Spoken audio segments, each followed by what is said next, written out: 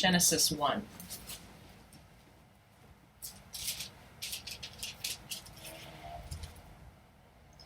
In the beginning God created the heavens and the earth. The earth was formless and void, and darkness was over the surface of the deep, and the Spirit of God was moving over the surface of the waters. Then God said, "Let there be light," and there was light.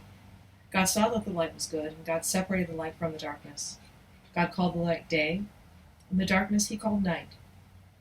And there was evening, and there was morning, one day. Then God said, "Let there be an expanse in the midst of the waters, and let it separate the waters from the waters." God made the expanse and separated the waters which were below the expanse from the waters which were above the expanse, and it was so. God called the expanse heaven, and there was evening and there was morning, a second day. Then God said, "Let the waters below the heavens be gathered into one place, and let the dry land appear." And it was so. God called the dry land earth, and the gathering of the waters he called seas, and God saw that it was good. Seas, saw good. Then God said, "Let the earth sprout vegetation, plants yielding seed, and fruit trees on the earth bearing fruit after their kind, with seed in them." And it was so. The earth brought forth vegetation, plants yielding seed after their kind, and trees bearing fruit with seed in them after their kind, and God saw that it was good. There was evening and there was morning, a third day. Then God said, "Let there be lights in the expanse of the heavens to separate the day from the night, and let them be for signs and for seasons and for days and years. And let them be for lights in the expanse of the heavens to give light on the earth." And it was so. God made the two great lights, the greater light to govern the day and the lesser light to govern the night. He made the stars also. God placed them in the expanse of the heavens to give light on the earth, and to govern the day and the night, and to separate the light from the darkness, and God saw that it was good. There was evening and there was morning, a fourth day. Then God said, "Let the waters teem with swarms of living creatures, and let birds fly above the earth in the open expanse of the heavens." God created the great sea monsters and every living creature that moves, with which the waters swarmed after their kind, and every winged bird after its kind, and God saw that it was good. God blessed them, saying, "Be fruitful, multiply, and fill the waters in the seas, and let birds multiply on the earth." There was evening and there was morning, a fifth day. Then God said, "Let the earth bring forth living creatures after their kind, cattle and creeping things, and beasts of the earth after their kind." And it was so. God made the beasts of the earth after their kind, and the cattle after their kind, and everything that creeps on the ground after its kind, and God saw that it was good. Then God said, "Let us make man in our image, according to our likeness, and let them rule over the fish of the sea, and over the birds of the sky, and over the cattle, and over all the earth, and over every creeping thing that creeps on the earth." God created man in his own image. In the image of God he created them, male and female he created them. God blessed them, and God said to them, "Be fruitful and multiply, and fill the earth, and subdue it, and rule over the fish of the sea, and over the birds of the sky, and over every living thing that moves on the earth." Then God said, "Behold, I have given you every plant yielding seed that is on the surface of all the earth, and every tree which has fruit yielding seed, it shall be food for you. And to every beast of the earth, and to every bird of the sky, and to everything that moves on the earth which has life, I have given every green plant for food." And it was so. God saw all that he had made, and behold, it was very good. And there was evening and there was morning, the sixth day. Thus the heavens and the earth were completed, and all their hosts. By the seventh day God completed his work which he had done, and he rested on the seventh day from all his work which he had done. Then God blessed the seventh day and sanctified it, because in it he rested from all his work which God had created and made. This is the account of the heavens and the earth when they were created in the day that the Lord God made the earth and heaven. This is the account of the heavens and the earth when they were created in the day that the Lord God made earth and heaven. Repetition of Genesis 2:4. Now no shrub of the field was yet in the earth, and no plant of the field had yet sprouted, for the Lord God had not sent rain upon the earth, and there was no man to cultivate the ground. But a mist used to rise from the earth and water the whole surface of the ground. Then the Lord formed man of dust from the ground, and breathed into his nostrils the breath of lives, and man became a living being. That ends our reading right now, Genesis 1:1 to Genesis 2:6. Cute marker, there's a story behind that. Leave it in the comments if you want to hear it. Then we're going to hit to It's About Time. I'm going to try not to interpolate a lot because his writing, his personality is fabulous. You're going to love her. Visiting a coffee shop is more than it seems. An array of interesting and unique individuals may sit down near you. Conversations flow all around, and once in a while a topic of interest catches your attention. Usually religion is a taboo subject, but a very different feeling came about when a wiry, loud motor mouth expounded on the Bible and secular writings on archaeology, geology, paleontology, astronomy, etc., in support of and defining the Bible. One day this man handed me a manuscript to read and comment upon. This I did, and found many things I did not know about the Bible. The manuscript needed a lot of rewrite as to continuity, but the meat was there. Many details were unfamiliar, but by research and discussion with this man, I learned and grew deeper in faith. I knew Herbie had been a pool hustler. He told me he was an ex-convict and had begun researching the Bible for the truth, as preached by some television evangelists. As he researched the Bible, even in the original Greek, he made copious notes, which evolved into writing a book on the timeline of the Bible. I met Herbie fairly often as we rewrote his book. One thing that concerned us was the capital to publish it. About the 4th year of our relationship, my husband received an inheritance, and we readily invested in the book. We also offered an extra room in our home for a workroom. Since then, he and Herbie have become good friends. We are now spiritual brothers and sisters joined in the cause to publish this book as a guide to others in search of the truth and a deeper, more knowledgeable faith in God and His plan for all of us. Joan E. Hyatt. And it is ISBN number 0-963-5520-0-7. Again, ISBN 0-963-5520-0-7. We're reading from Volume 1. Preface. This treatise is aimed toward the pool players of America. I have spent most of my youth and adult life with them, and that makes us brothers and sisters of a sort. We generally think alike, and that makes them an ideal audience for what I have to say, although these books have nothing whatsoever to say about pocket billiards. We pool players have been hoodwinked, exploited, and bullshitted by some of the world's most expert liars. Seldom has anyone told us the truth about anything. I hope to cure that problem in this study. I'm an old, born in 36, West Virginia hillbilly with little formal education. Most of what I've learned has come from the streets, jail, and local pool parlors. This will probably become apparent to anyone when they see my use of the English language. I have only one talent. That talent is to hack away the bullshit that surrounds the truth. I'm not easy to con or lie to because I don't trust anybody, even myself. I check out everything I'm told.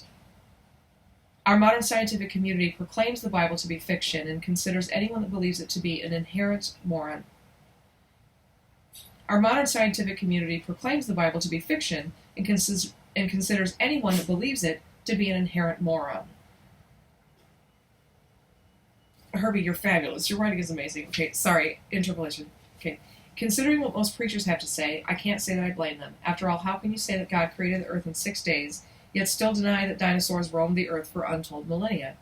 On the other hand, how can science deny the fact that the Bible prophets accurately called history out in advance? Strangely, both camps seem to have tons of undeniable evidence to support their claims. The real question is, who's telling the truth? Are they both full of crap? The problem is, neither community has enough on the ball to get it, ball, pool, Anyway, problem is, neither community has enough. The problem is, I need a little voice thing that goes like Adam on Marfugal News. By the way, if any of y'all aren't watching Marfugal News, like, you should read my little thing and just get enlightened. I don't know. Hello, everybody. Problem is, neither community has enough on the ball to consider all the evidence. Both communities choose and pick only the evidence that supports their claims. The prevailing attitude seems to be, don't confuse me with the facts, I've already made my mind up. How can educated people, most having degrees from universities, be so damn stupid? Both camps teach stupidity caused from narrow-minded arrogance. I'll tell you something, I don't have all those hang-ups. I'm not expert in any field. That is why I will be able to teach you more accurate historical and biblical facts in 3 days reading than you have heard in the last 30 years. 3 days, my tale. The 2 volumes took me like a week and a half, and I would read this thing for like hours. But we'll find out together. Okay, what is this treatise about? These books are centered on uncovering the truth. That makes this work one of the most controversial books you will ever encounter. It has 5 primary foci: developing a reasonably accurate Bible history timeline, uncovering the purpose of the Great Pyramid in Egypt, locating the lost tribes of Israel, and demonstrating that God is still in full control of history. The second volume is focused upon unraveling most of the prophecy given in the Bible. Strangely enough, this is not a work on religion. I'm only interested in passing along those enlightening historical facts and scriptural insights to my friends. This treatise is my opinion. I write bold, blunt, presumptuous, and with great arrogance on subjects that most would consider me unqualified to write upon. I have set out to universally piss off everyone to some degree or another. I want you to get mad enough to try to prove me wrong. I dare you to take your best shot, but look at the historical facts, not some jackass's opinion based on some rhetorical theory. However, I should warn you that if you are obstinate, these books may also be a great curse upon you. To my friends with great affection, Herb, the Herb Superb, Wiles. His acknowledgments. I can't begin to acknowledge everyone that contributed to this book with thoughts, information, and encouragement. However, there are a few individuals that really stand out. I would first like to thank Pastor Gene Scott, my earthly spiritual father. Without Pastor Scott's persistent love of the truth and having the education to proclaim it, I would still be lost back in the dark ages of earthly Christian humdrums. Pastor Scott not only gave me a lifetime of truth to consider, he also taught me how to act in faith. He is directly responsible for the many blessings that God has allowed me through faith. I would like to thank my sister, Marilyn Waters, who gave me an entire year in her home at her expense to develop my first manuscript. I was a family renegade and hadn't seen her for 20 years, yet she welcomed me as if those years had never occurred. She is what having a sister is all about. I would also like to thank Jack Garvin, a stranger that soon became a close friend and supporter. Jack kept me sane during those hours that writers dread, when nothing but trash flows. Jack kept me distracted at the right times and asked the right questions at the right times. Jack's curiosity was most valuable because he forced me to put my thoughts and beliefs down into words. I sincerely thank all of these fine people. I hope they are as happy with the results as I am with them. They all played a vital role in producing this monumental work. I couldn't have done it without every one of them. And we are now at 12 minutes. Okay, so we can read some more. All right. I don't want to bore people. This isn't boring. What am I saying? Okay, so we have table of contents. He's got lists of illustrations, etc. It's very, there's many pages. 18 pages of illustrations, maps, and charts. Section 1, Preparing with Knowledge. We'll get through this one. The primary concern of this treatise is not to save your immoral soul. Frankly, I don't give a damn if you have a relationship with God or not. I'm not some frustrated closet preacher looking for a captive audience. What goes on between you and God is your business, not mine. My primary concern is to demonstrate once and for all that the Bible is either an accurate history book or a pile of fiction. If I can authenticate the history recorded in the Bible, then I want to develop an accurate timeline so that we can name names and pinpoint when these historical events occurred. I am about to tackle one of the most controversial subjects ever known to mankind. Therefore, we had first better prepare ourselves on the background of the subject matter first. There have been many sources of information used in my research, and I will indicate most of my sources. However, keep in mind that all of them will be compared with what is stated in the Bible. In this first section, I will begin by laying down some of the guidelines of the language, history, and translations that we will use to establish a firm biblical and historical timeline. They will begin with a synopsis of the history of the translation of our King James Version in Chapter 1. In Chapter 2, I will give you an outline of the historic times that the Old Testament generally covers, and the historical period that the original text was written. After we get aligned with the general historical background of the Bible, then I will look at the translations. In Chapters 3 and 4, we will take a glimpse at the languages that the writers of the Bible wrote in, and compare them with the English that the translators used. We will also get into the quality of the King James Bible translation. Because we are overall focused upon time, in Chapter 5 we will look at the accounting of time by the original writers and make comparisons. We will also look at some key archaeological finds that unlocked some of the ancient languages. Understand that this book is not a cure-all, and it is impossible to give you every shred of evidence that I have uncovered that form my opinions. I can only give you the center line of what 15 years of research has uncovered. If you desire more details, you will have to spend some time in research for yourself. Mine is the NASB, and there's a story behind this one too. I originally bought it because I was casting a circle, and I was calling upon aspects of God from the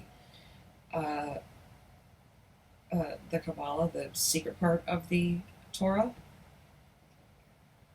And I didn't have a Bible to look up the verses that I was drawing on the ground. And Kathy Main, who I recently got in touch with, who's fabulous, tipped me $50 in Masonic school so I could go that day to the Bible store and buy my Bible. And it is my favorite possession now.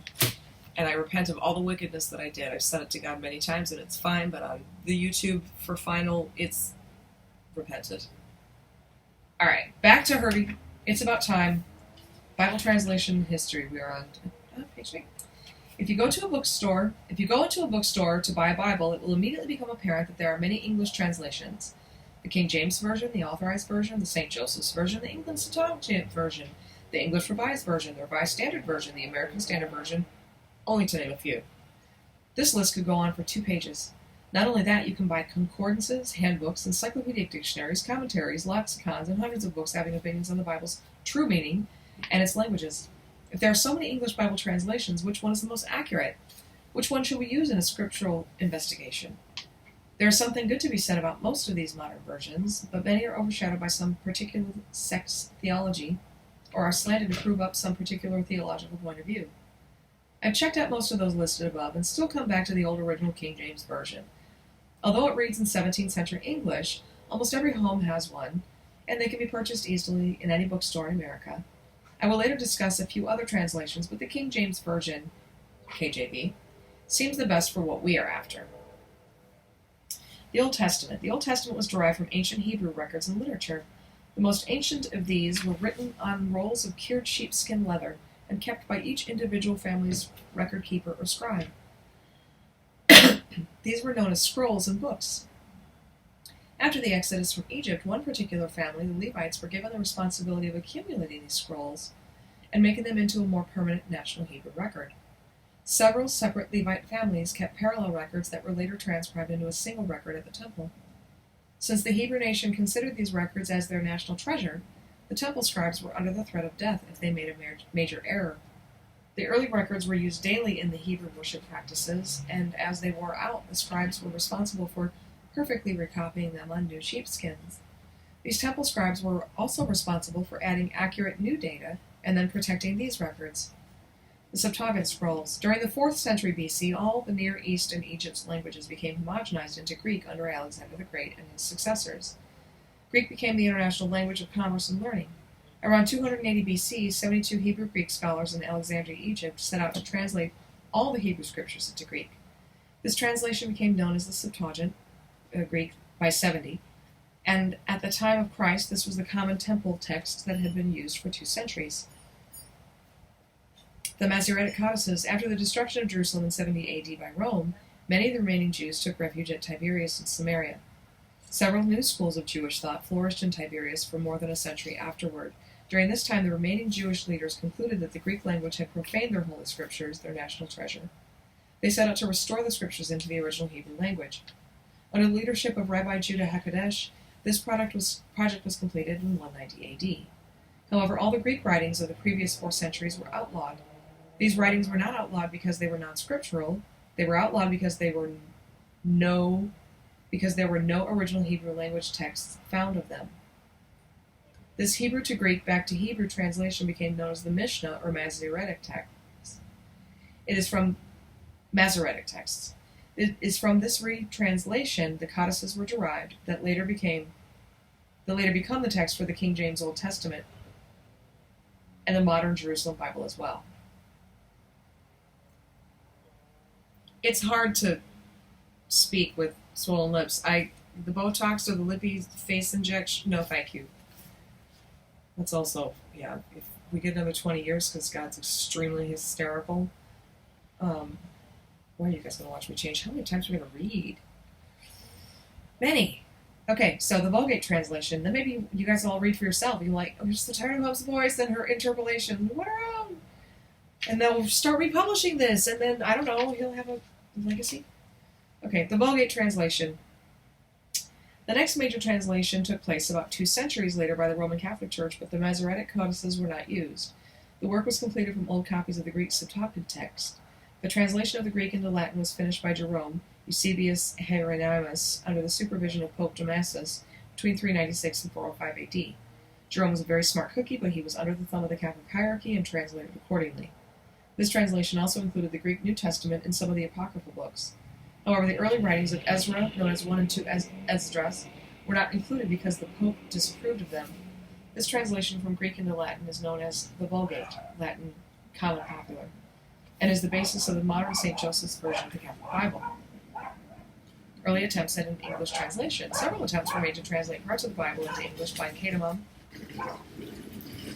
676 AD, Bede in 735 AD, and Alfred the Great, 900 AD. But nothing of major significance became of their labors. The first English-language version of the New Testament was translated to manuscript form by Reformer John Wycliffe in 1381. This version came from the Latin Vulgate, and only a very few handmade copies were available. John Wycliffe was the first real reformer to stand against the Catholic Church. He preached that God and man had a direct relationship without being mediated by a priesthood. This belief would naturally put the Catholic priesthood out of business.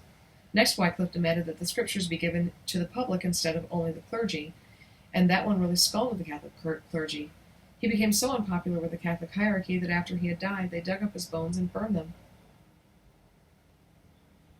Later, they later dug up John Wycliffe's bones and burned them.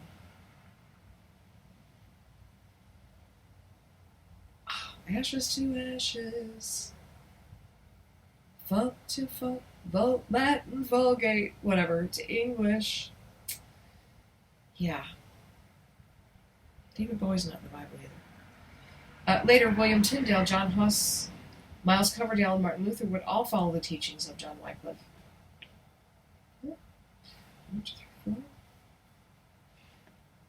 Tyndale's translation. Printing was developed in Germany about 1450, and Gutenberg printed the first German-language Bible in 1456. It's a little interesting and creepy that the first Bible printed was in German. Not that German's creepy. There's so much history. Okay, anyway, in 1524, William Tyndale translated the New Testament from the Greek Septuagint text into English. The British Catholic clergy refused to assist him, so he took his work to Germany to be put into print. Tyndale joined forces with Martin Luther, and by 1525 the first English New Testament went to print, in Gutenberg, Germany as well. Okay, not so creepy. That version went to print in 1530. Tyndale had so infuriated the British Catholic Church that upon his return to England, they had him strangled and then burned his body at the stake.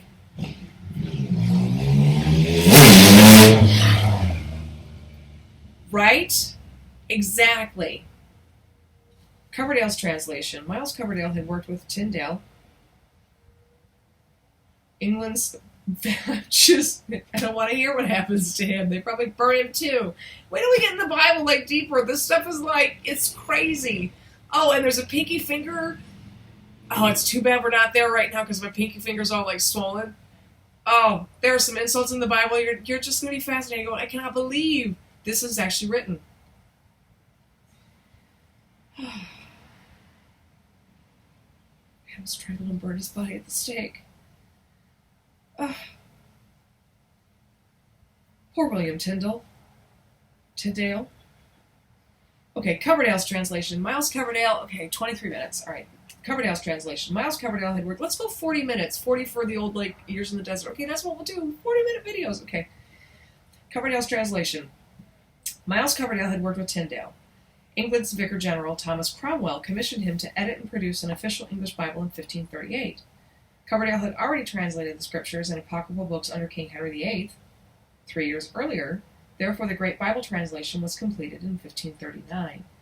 However, in 1553, Mary I ascended the English throne. Being Catholic, she took her position with the Pope. Coverdale had to flee to Switzerland in fear for his life, and the Great Bible translation fell into discredit.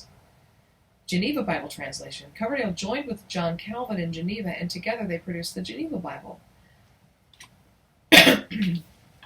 This Bible was printed in 1560, but only 150 copies were published.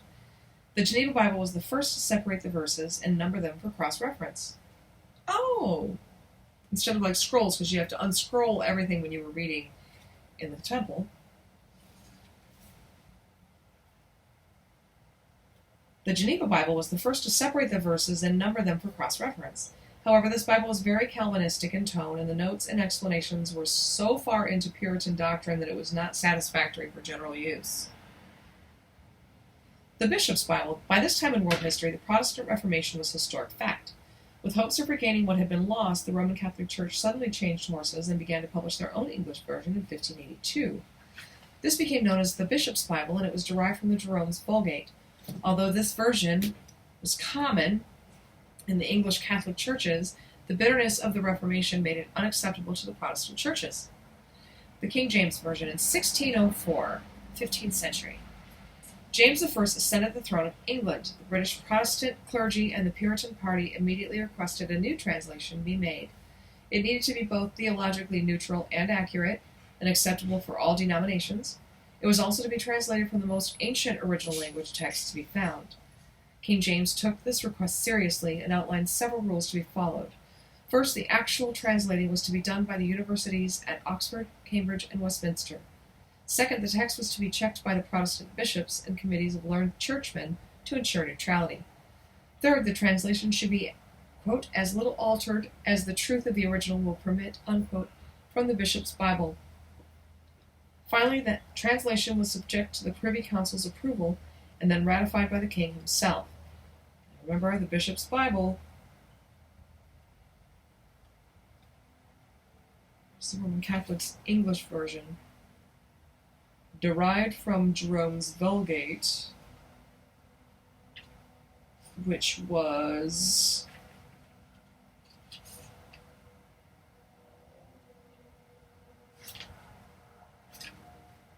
translated from the Greek that was used when Christ was around. Finally, the translation, Privy Council. In 1607, 6 teams of 9 men were appointed to review the work of the universities.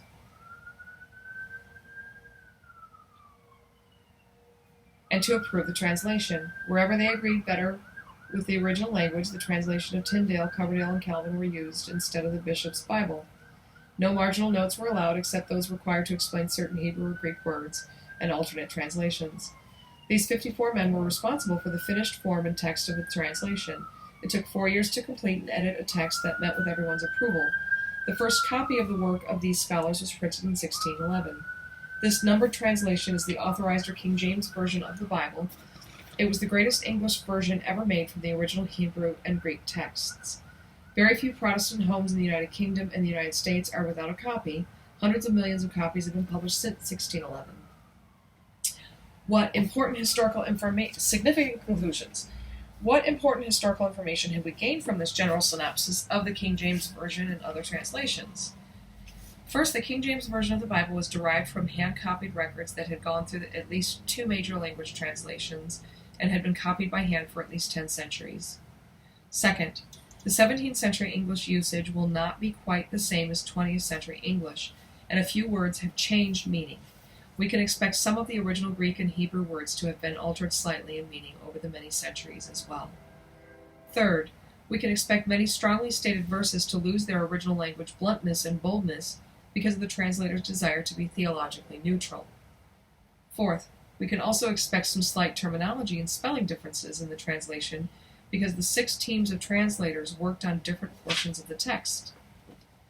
Fifth, without archaeological proof, the translators could only translate what the Hebrew and Greek original appeared to say, and that would include any errors or former alterations. Sixth, several verses must have made little sense to the translators because of their 17th century limited view of history and theological perimeters. They were obligated to translate these verses word by word, but alas, this is almost impossible to do in Hebrew.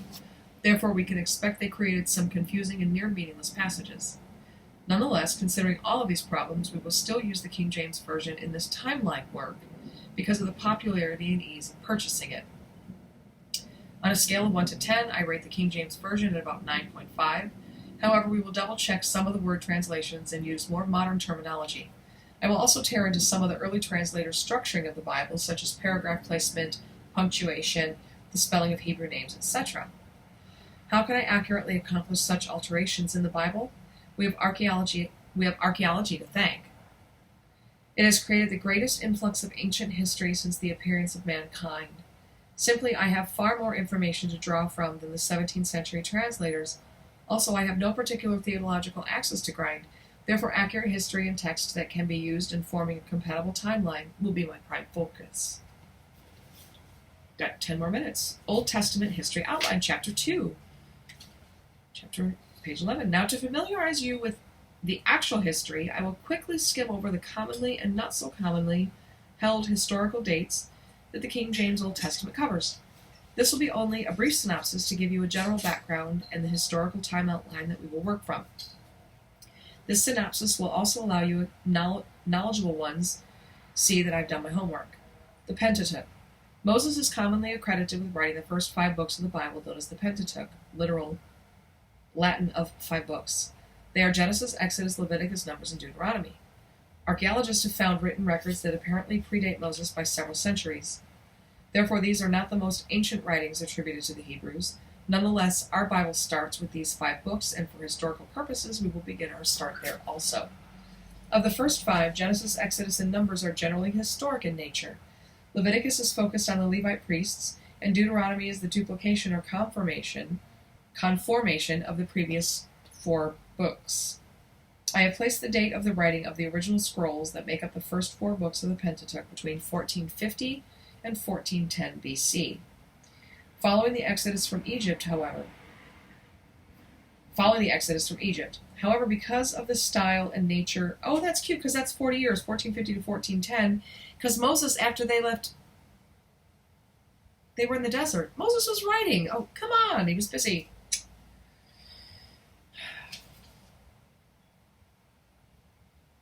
I have placed the date of the writing of the original scrolls that make up the first 4 books of the Pentateuch between 1450 and 1410 BC, following the Exodus from Egypt. However, because of the style and nature of Deuteronomy and the recording of Moses' death, it is unlikely that Moses wrote this book. Nonetheless, the Pentateuch, also known as the Jewish Torah, in Hebrew meaning the law, it is accepted as being legitimate by Judaism, Christianity, and the Islamic faiths alike. There is nothing in this book to contradict this belief, and we will also accept it. Genesis, in Greek means origins or beginnings, is the history of the early world and Hebrew nation from Adam to Joseph. The first 7 chapters contain the history of the antediluvian pre-flood world until the time of Noah. Genesis 8 through 11 takes us to the time of Abraham. Abraham's history takes up the next 13 chapters from 12 to 24, because he was a central figure in the Hebrews' inheritance and history. In Genesis 25, we encounter Jacob, later known as Israel. Jacob and his 12 sons became the founding patriarchs of the 2 Hebrew nations, later known as Israel and Judah. Jacob and his sons were the next central figures of Hebrew history and the inheritance. Their history is contained in the rest of Genesis to the death of Joseph, circa 1680 BC, in the last chapter. Exodus, in Greek, way out or going out, jumps over about a century of history from Genesis and begins at the time of Egyptian pharaoh Amosis I, about 1580 BC. We will cover the history from Joseph to Moses from archaeology and apocryphal writings later. Exodus generally covers what the name implies, the Israelite exodus from Egypt, 1453 BC, including the first year in the Sinai desert. The early chapters contain the story of Moses, a Hebrew child adopted by an Egyptian crown princess to be heir to the Egyptian throne. The story of Moses is one of the most unusual and remarkable in the Bible, and he became the next central figure in Hebrew history. Exodus contains many historical secrets that we will uncover. It ends in 1452 BC. Leviticus, in the Greek means toward the Levites, is not really focused on sequential history. This book contains instructions given to the Levites during the first year from Exodus, and it accurately directs the Hebrew worship practices. By the way, first time through EPAF, I didn't know how to say those words. It's EPHA. it's... Hopefully the swelling in the lips will be healed by then and we can make it through. Look, if Christ can hang on the cross, I can read the Bible out loud. It's not the same thing. From Leviticus, modern Judaism's 7 original traditional Mosaic celebrations are derived. Paul's writings in the New Testament demonstrate the prophetic value of these celebrations. Details from Leviticus will help us solidify our conclusions on time. Every jot and tittle, every word is important. The time that the instructions were given to Moses in Leviticus is 1452 BC. Numbers, pertaining to the census, takes up historically during the second year from the Exodus, 1451 BC. It generally covers the history of the Israelites for 38 years in the desert, ending 1413 BC. It concludes as the Hebrews gather east of the Jordan River before entering Canaan under Joshua's leadership.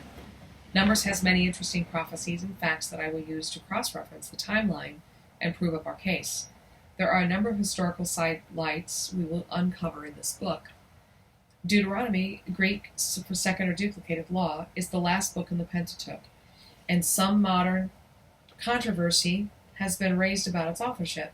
It records the death of Moses and uses slightly different terminology than the first 4 books. This controversy is of little significance. The book can be shown to be historically accurate. The text is obviously derived from the history put down in the first 4 books, and which Levite priest actually wrote the words of Deuteronomy is of no historical significance whatsoever. Deuteronomy is not part of the historical sequence, although it contains added historical details. We will use this book as intended, a duplication or conformation of the history and law in the previous 4 books. The Pentateuch contains Hebrew history from Adam to the end of the 40-year trek in the desert, ending about 1413 BC.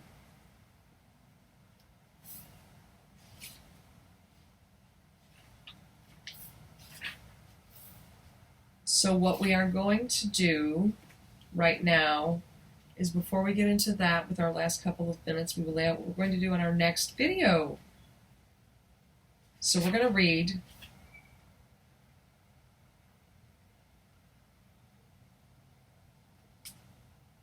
some Genesis. The first 7 chapters contain the history of the antediluvian pre-flood world until the time of Noah. So we'll go Genesis 1 through 7. And then we will pick up some ancient earth stuff, Hebrew calendars, etc. And that's about it. Let's read a little bit more till we get to 40 minutes. We are still in the Old Testament history outline. Okay, the next book to pick up the historical narrative is Joshua. Although this book carries Joshua's name, it obviously wasn't written by him. Joshua, Deuteronomy, and Judges appear to have been written by the same priest because the Hebrew writing style is identical in all 3. Modern critics indicate also that the Samuels, Kings, and Jeremiah were all written by the same author. If this is the case, then it seems that all those books were compiled or authored by Jeremiah the prophet. I don't care to speculate now on their conclusions one way or the other. All were certainly derived from ancient Levite records. Joshua ruled the Israelites in Canaan as a military and religious leader until his death around 1383 BC. However, the book of Joshua only covers about 10 chronological years of history. It begins with the crossing of the Jordan River and ends at the celebration of the first Jubilee 50 years after the Exodus, 1403 BC. Judges is the next book in historical sequence. The Israelite tribes had no central ruling authority after Joshua.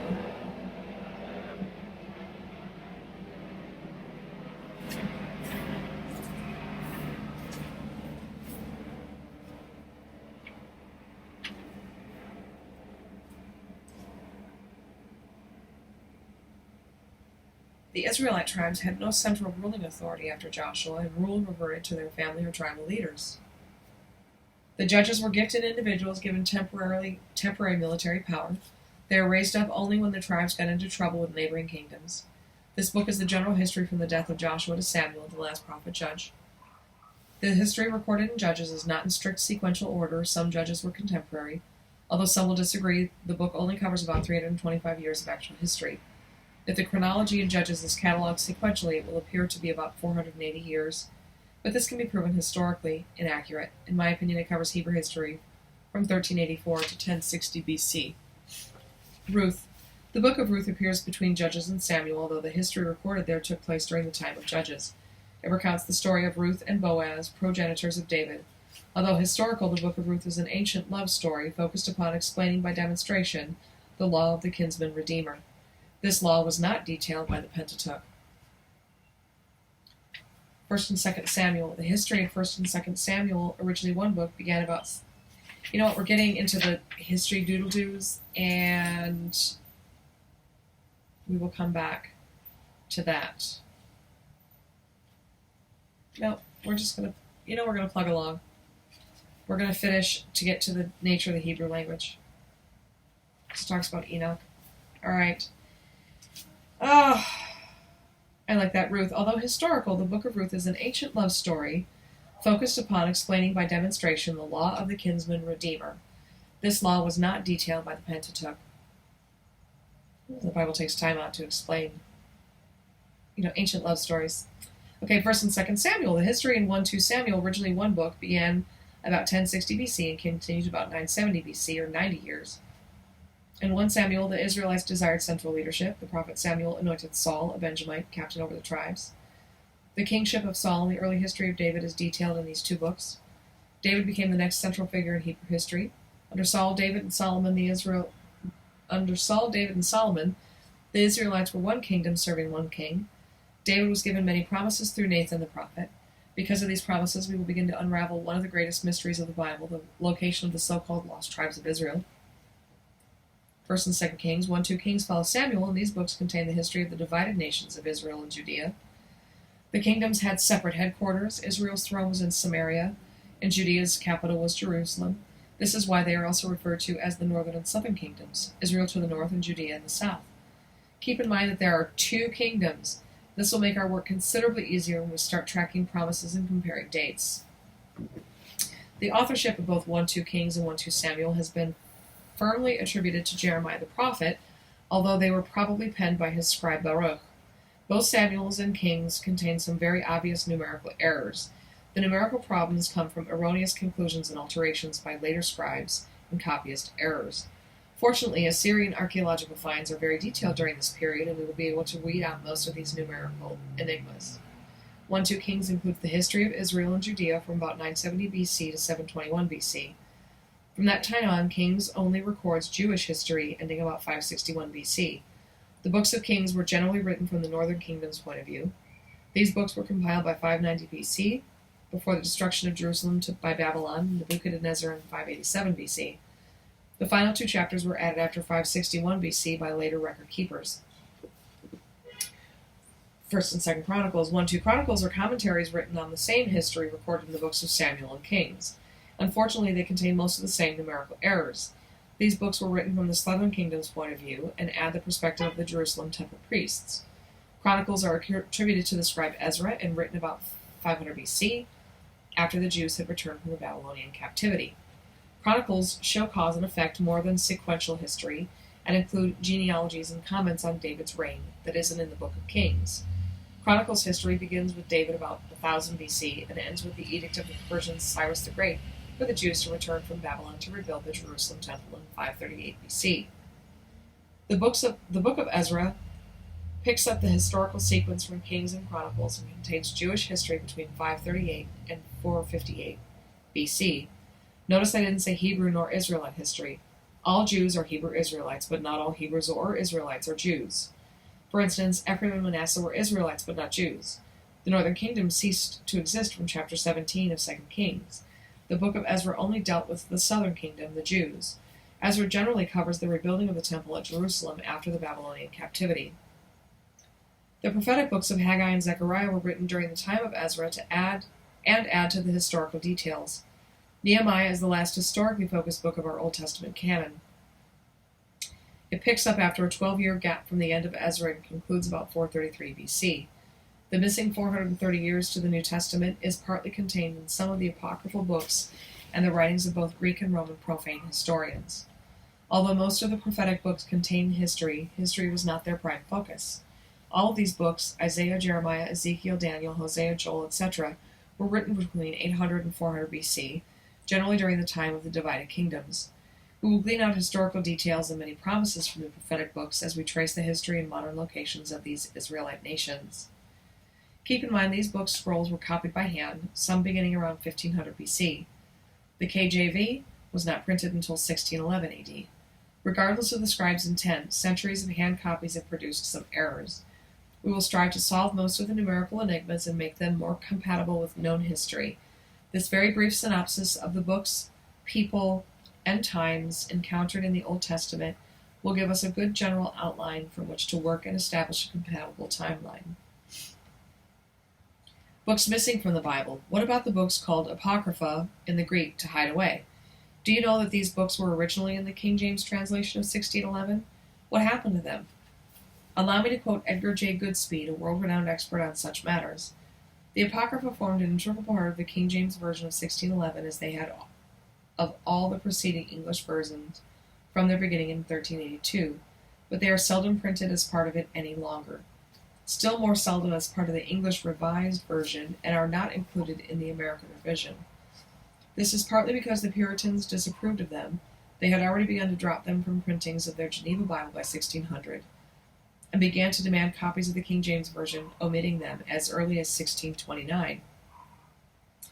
And it is partly because we moderns discredit them because they did not form part of the Hebrew Bible, and most of them have never been found in the Hebrew forms at all. But they were part of the Bible of the early church, for it used the Greek version of the Jewish Bible, which we called Septuagint, and these books were all in that version. If the apocryphal books were part of the scriptures that Jesus and the apostles quoted from, would that not give them some legitimacy? Perhaps they are not perfect theology according to the Puritans, but they do contain some historical insights and prophetic passages important to our cause. We will use these books by simply weeding out the obvious errors and additions as the Puritans should have done. Any good detective knows that all witnesses may not totally agree on details because they have separate points of view, but look at the gained worth of more detailed information. Enoch wrote before Moses. While we are here, let us discuss one more book that has come to light. In 1773, James Bruce, a Scottish explorer, found in Ethiopia 3 copies of an ancient manuscript called the Book of Enoch. Bruce sent these copies to Professor Richard Lawrence, an Ethiopic language specialist at Oxford University. Professor Lawrence translated these manuscripts into English, and in 1821 they were published. This manuscript turned out to be the identical work that the New Testament writer Jude had quoted. After close scrutiny, it was discovered that Jesus and Paul had also paraphrased Enoch. In fact, Enoch was quoted and paraphrased throughout both Old and New Testaments. It also became obvious that Moses had either used a copy of Enoch or in the Sinai was given the identical information in precisely the same order. We will later prove the former from the text of Scripture. However, if Moses did quote from Enoch, that raises another question. Where did Moses get a copy of Enoch? Apparently it was taken to Egypt by Jacob and his descendants centuries earlier, and may have come from the antediluvian world by way of Noah and the ark. If this scroll was around centuries prior to the Exodus, then why wasn't it included in the King James Version? Historically, because of the strange prophecies of Enoch, the Roman Catholic Church considered it heretical. The Book of Enoch was banned by them about 425 AD. It, along with others, completely disappeared from Christian literature by 500 AD. Our version of the King James Bible comes from 9th and 10th century hand-copied codices, and Enoch was not included in them. By the 17th century, when the King James Version was translated and published, the Book of Enoch had been missing from the records for 1100 years. It was found by Bruce nearly 200 years after the King James Version had been published, and by the time of Bruce, even the apocryphal books had been removed. The Book of Enoch has never been given credence as being either scriptural or historically accurate by the church world.